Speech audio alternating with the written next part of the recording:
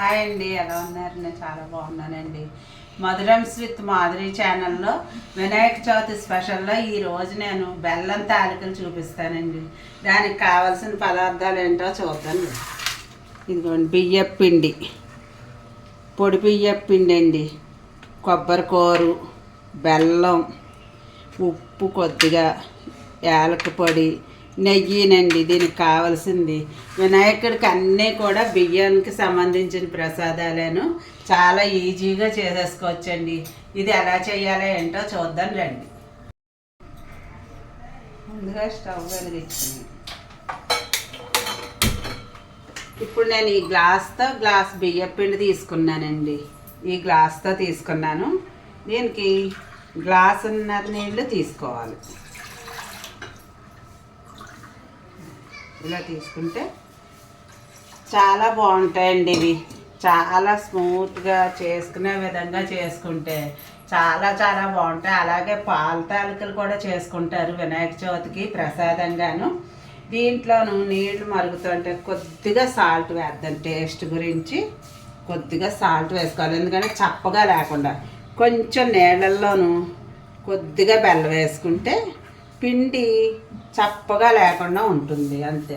ఇది నీళ్ళు మరిగిన తర్వాత ఏం చేయాలన్నది చూపిస్తాను. ఇదిగోండి, నీళ్ళు మరుగుతున్నాయి. ఇప్పుడు కొద్దిగా నెయ్యి వేద్దాం. ఇందులో కొంచెం నెయ్యి వేసుకున్నాం అనుకోండి, చాలా కమ్మగా ఉంటాయి అన్నమాట తాలికలు. ఇప్పుడు ఈ పొడి బియ్య పిండిని ఇందులో వేసేయాలి. గ్లాసున్నర నీళ్ళు తీసుకున్నాం. ఇప్పుడు దీన్ని కలిపేసి మనం మూత పెట్టుకుంటే చక్కగా మగ్గిపోతుంది పిండి. చూసారా, ఇలా దగ్గరికి నీళ్ళు సరిపోయే దానికి మనం ఇలా దగ్గరగా కలిపేసుకుని ఇలా చేసేసుకుని ఒక మూత పెట్టేద్దాం. ఈ పిండి మగ్గుతూ ఉంటుంది. ఈ లోపుగా నేను బెల్లం పాకం పట్టుకుంటాను.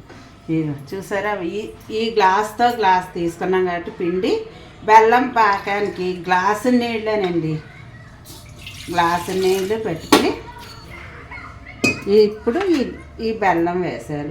బెల్లం గ్లాసు వేసుకుని కొద్దిగా వేసుకోవచ్చు, సమానమైన తీపిలో ఉంటుంది అన్నమాట. అలా వేసుకుంటే ఈ బెల్లం మరిగిన తర్వాత చూపిస్తాను. ఇదిగోండి, బెల్లం చూసారా, మనకు పాకం ఏమీ రావక్కర్లా, కరిగితే చాలండి. పాకం, ముదురు పాకం, తీగ పాకం ఏమీ అక్కర్లా. ఇప్పుడు ఇందులో కొబ్బరి కూర వేసేస్తాను.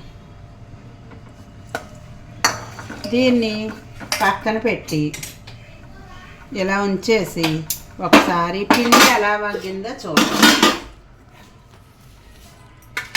ఇదిగోండి, చాలా మెత్తగా ఉంది. పొదను కరెక్ట్గా సరిపోయింది. 1.5 నీళ్ళు పోసుకుంటే చూసారా ఎలా ఉందో. స్మూత్గా ఇలా చేసేసుకోవాలి. ముద్ద కింద చేసేసుకుంటే మనం మెత్తగా చాలా బాగా వస్తాయి అన్నమాట తాలికలు అనేవి. మనకి విరగకుండా చేసుకుంటే జాగ్రత్తగా, అసలు ఈ పొదల్లో విరగటం అనేది ఉండదు మనకి. కొంచెం నెయ్యి వేసాం అంటుకోకుండా కమ్మదనానికి అంతా కూడా. ఇప్పుడు తాలికలు చేయటం మీకు చూపిస్తాను.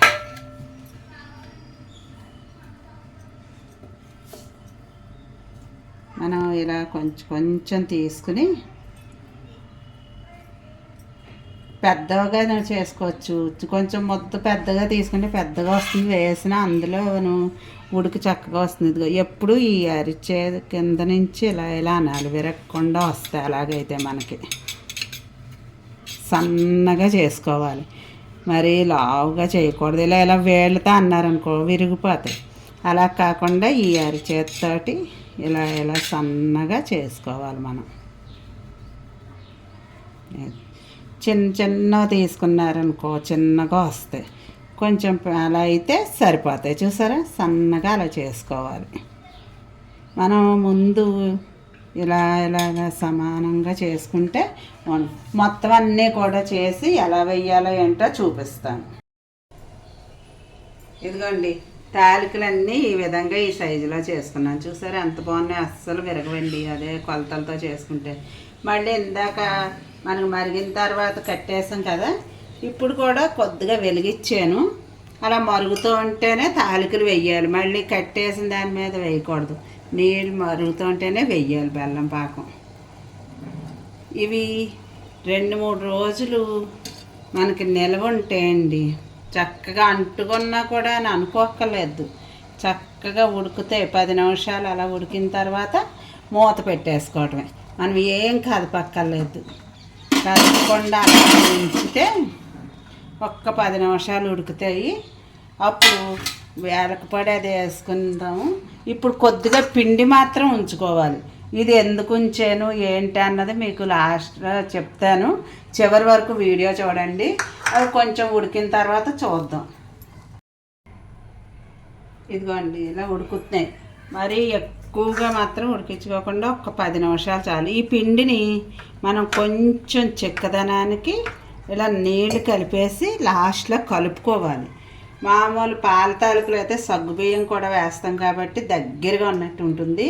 ఈ బియ్యం తాలికలకి మాత్రం ఇది ఇలా పిండి మాత్రం పెట్టుకోవాలి, కొద్దిగా ఉంచుకోవాలి. ఉడికించిన దాంట్లో లాస్ట్లో కలిపి పోసేయాలి. మనం కలిపి పోసేసి ఇప్పుడు యాలక పొడి మాత్రం స్టవ్ కట్టే ముందే వేయాలండి, లేకపోతే స్మెల్ మారిపోతుంది. యాలక పొడి ఎప్పుడు కూడా ఏ స్వీట్కైనా స్టవ్ కట్టేసే ముందు వేసుకోవాలి. ఇప్పుడు యాలక పొడి వేసేది. ఇంతేనండి, బెల్లం తాలికలు రెడీ అయిపోయాయి. చూసారా ఎంత బాగా వచ్చాయో. ఇదిగోండి మీ అందరి కోసం ఎంతో రుచికరమైన బెల్లం తాలికలు తయారు చేశానండి. చాలా ఈజీగా చేసేసుకున్నాం. చూశారు కదా, ఈ పక్కా కొలతలతో మీరందరూ కూడా మీ చేత్తో మీరు చేసుకుని ఆ వినాయకుడికి నివేదన చేసుకోండి.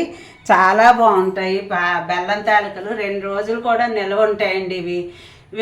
ఇది చేసుకుని నివేదన చేసుకుని మీ ఇంట్లో అందరూ తిని ఆనందించండి.